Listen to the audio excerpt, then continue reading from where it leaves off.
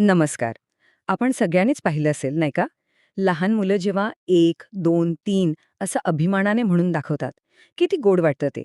पण फक्त अंक पाठ म्हणणं आणि त्या अंकांचा खरा अर्थ समजणं यात खूप फरक आहे. तर मग शब्दांपासून ते संख्येच्या मूल्यापर्यंतचा हा प्रवास नक्की कसा होतो? चला, आज आपण अंक शिकण्याच्या ह्याच सुंदर प्रवासाचे एक एक टप्पे समजून घेऊया. तर मग सगळ्यात मोठा प्रश्न हाच आहे की ही शिकण्याची प्रक्रिया आपण सोपी आणि एकदम मजेशीर कशी बनवू शकतो. आणि याचं उत्तर आपल्याला मिळतंय मैत्री बालमनाशी या मार्गदर्शिकेच्या 25व्या प्रकरणामध्ये. याच प्रकरणाच्या आधारावर आपण आज सगळी चर्चा करणार आहोत. तर सुरुवात करण्याआधी एक सगळ्यात महत्त्वाचा नियम, तो म्हणजे शिकवण्याची पद्धत नेहमी मुलांच्या वयानुसारच बदलायला हवी. म्हणजे बघा, मूल जेव्हा फक्त गाण्यासारखे अंक म्हणतं, तिथपासून ते प्रत्येक अंकाची किंमत ओळखण्यापर्यंतचा जो प्रवास आहे ना, तोच आज आपण समजून घेणार आहोत. हा जो तक्ता दिसतोय ना, हा आहे आपला आजचा रोड मॅप. यात आपल्याला स्पष्टपणे 3 टप्पे दिसतायत. पहिला टप्पा 3 ते 4 वयोगटाचा, जिथे मुलं गायक असतात, म्हणजे गाण्यातून अंक शिकतात. मग येतो दुसरा टप्पा 4 ते 5 वयोगटाचा, जिथे ती मोजणारे बनतात, म्हणजे खऱ्या वस्तू मोजायला लागतात. आणि शेवटी 5 ते 6 वयोगटात ती होतात जाणकार, म्हणजे त्यांना प्रत्येक अंकाचं मूल्य नेमकं काय आहे हे कळायला लागतं. चला तर मग थेट सुरुवात करूया आपल्या पहिल्या टप्प्यापासून, म्हणजेच 3 ते 4 वर्षांच्या मुलांपासून. ह्या वयात आपलं मुख्य ध्येय काय असतं? तर गाणी आणि तोंडी सरावातून त्यांना फक्त 1 ते 5 या अंकांपर्यंत ओळख करून देणं. आता जरा डोळ्यासमोर चित्र उभं करा. वर्गात ताई मुलांना म्हणतेय, बाळांनो, आज आपण एक मस्त गाणं म्हणूया हां. बघा, एवढं म्हटल्यावरच कसं एकदम खेळकर आणि उत्साही वातावरण तयार होतं, नाही का? आणि मग काय, सुरू होतं हे असं मजेशीर गाणं. 1 चंद्र आभाळात, 2 चाके सायकलला, 3 चाके रिक्षाला, 4 पाय हत्तीला, 5 बोटे हाताला. अशा गाण्यांमधून अंक मुलांच्या मनात इतकी सहज बसतात आणि त्यांना ते गायलाही खूप मज्जा येते. पण थांबा, हे शिकणं फक्त गाण्यापुरतं मर्यादित नाहीये. आपण इथे वास्तविक जीवनातील कृतीबद्दल बोलणार आहोत. आता याचा अर्थ काय? अगदी सोपं आहे. रोजच्या आपल्या नेहमीच्या कामांमध्येच शिकवण्याच्या संकल्पनांना पक्क करणारे छोटे छोटे खेळ आणि कामं. उदाहरणार्थ, हा टाळ्यांचा खेळ बघा ना.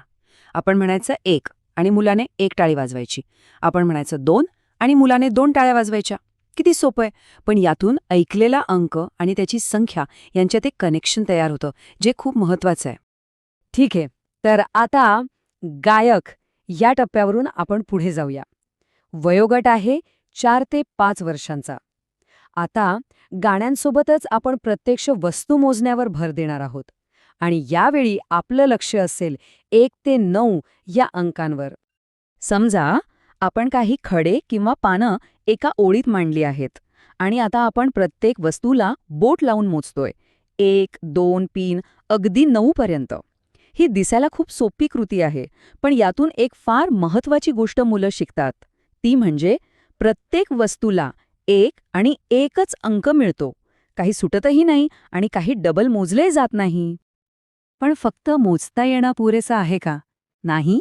त्या अंकांचा आकार कसा असतो हे समजून घेणं सुद्धा तितकंच महत्वाचं आहे.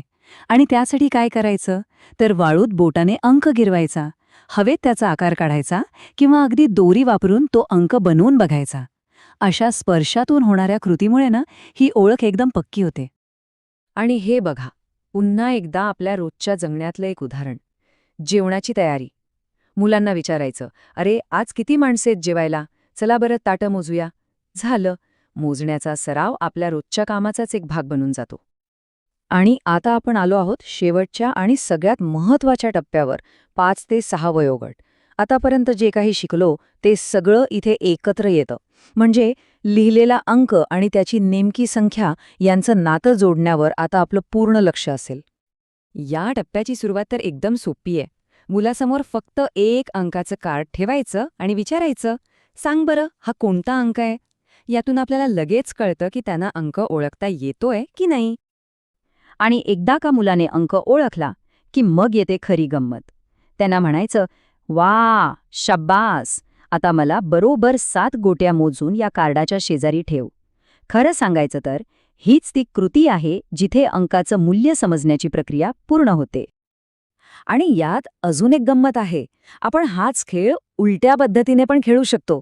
म्हणजे कसं? तर आधी मुलासमोर काही वस्तू ठेवायच्या, समजा 5 वस्तू.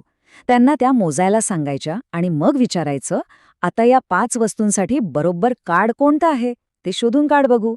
याने तर संकल्पना आणखीनच पक्की होते. अरे हो. आणि घरातल्या किंवा अंगणवाडीच्या पायऱ्या कशा विसरता येतील? वर चढताना आणि खाली उतरताना प्रत्येक पायरी मोजायला लावणं, हा तर सराव करण्याचा एक सगळ्यात सोपा आणि प्रभावी मार्ग आहे. 1, 2, 3, चला मोजूया, किती पायऱ्या आहे? तर मग ह्या सगळ्या कृतींमधून आणि खेळांमधून नेमकं काय साध्य होतं? म्हणजे प्रत्येक टप्प्यावर मुलांनी किती शिकायला हवं, त्यांची प्रगती कशी तपासायची, हे समजून घेण्यासाठी चला आता आपण अध्ययन निष्पत्ती काय असायला हवी ते पाहूया. या तक्त्यात आपल्याला अगदी स्पष्टपणे दिसते. बघा, 3 ते 4 वर्षांची मुलं 5 पर्यंत अंक गाण्यातून म्हणू शकतात.